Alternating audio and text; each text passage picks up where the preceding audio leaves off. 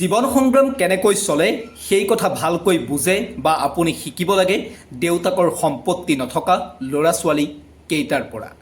সামান্য দৰমহা কেইটাৰে পৰিয়াল কেনেকৈ চলাব লাগে, পিতৃ মাতৃক কেনেকৈ শুশ্ৰূষা কৰিব লাগে, তেওঁতকৈ সৰু ভায়েক ভনীয়েকক সেই সামান্য দৰমহাৰ টকা কেইটাৰে কেনেকৈ পঢ়ুৱাব লাগে, সেই সামান্য দৰমহা কেইটাৰে পৰিয়ালটোৰ দায়িত্ব লোৱাৰ পাছতো নিজৰ বাবে এটা চাৰ্ট এটা পেণ্ট কেনেদৰে কিনিব লাগে সেই কথা কেৱল ভালদৰে বুজে সেই দেউতাকৰ সম্পত্তি নথকা ল'ৰা ছোৱালী কেইটাইহে।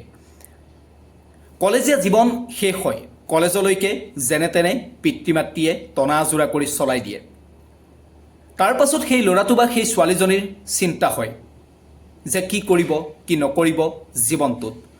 প্ৰথমতে লগৰ আনবোৰৰ দৰে দেখি চিন্তা কৰে যে ময়ো অলপ পঢ়িম, কিন্তু পঢ়িবলৈ চিন্তা কৰে ঠিকেই, কিন্তু তাৰ পাছত চিন্তা হয় পঢ়িবলৈ টকা ক'ৰ পৰা পাব। দ্বিতীয়তে চিন্তা আহে যে পৰিয়ালটোৰ দায়িত্ব ল'ব লাগে, দেউতাকে আৰু কাম কৰিব নোৱাৰা হৈছে, দেউতাকে আৰু চলাব নোৱাৰে, মাকজনী আৰু কষ্ট কৰিব নোৱাৰে, গতিকে পৰিয়ালটোৰ দায়িত্ব ল'ব লাগে। পৰিয়ালটোৰ দায়িত্ব ল'ব ঠিকেই, কিন্তু বয়স কম হৈ আছে, পৰিয়ালটোৰ দায়িত্বনো কেনেকৈ ল'ব। তেতিয়া চিন্তা আহে কি কৰিব, সৰু এটা চাকৰি লাগে। অৱশেষত চাকৰিটো লাভ কৰে, সপোন বহুত দেখে, সেই সৰু চাকৰিটোৰ পৰা পোৱা দৰমহা কেইটাৰে সপোন অজস্ৰ দেখে।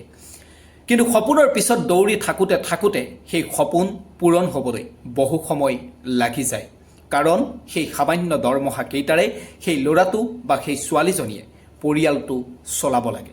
পৰিয়ালটো চলাবলৈ যাওঁতেই প্ৰায় ৮০% দৰমহা শেষ হৈ যায়। সেই পৰিয়াল চলোৱাৰ মাজত থাকে পৰিয়ালটোৰ খৰচ, মাক দেউতাকৰ চিকিৎসাৰ খৰচ, ভায়েক ভনীয়েকৰ পঢ়াৰ খৰচ, আৰু সেই যে ২০% দৰমহাৰ পইচা থাকি গ'ল, সেই পইচাৰে নিজৰ জীৱনটো চলাব লাগে।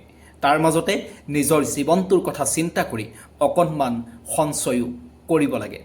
আমাৰ সমাজৰ দেউতাকৰ সম্পত্তি নথকা বহু ল'ৰা ছোৱালীৰ জীৱন এনেদৰেই চলি গৈ থাকে, কিন্তু তথাপিতো তেওঁলোকৰ কোনো আক্ষেপ নাথাকে। মাক দেউতাকৰ প্ৰতি তেওঁলোকৰ কোনো আক্ষেপ নাথাকে, তেওঁলোকে মাক দেউতাকৰ এই দায়িত্ব ভালকৈ পালন কৰে আৰু ভালদৰে বুজে আৰু জীৱন সংগ্ৰাম চলাই নিয়ে।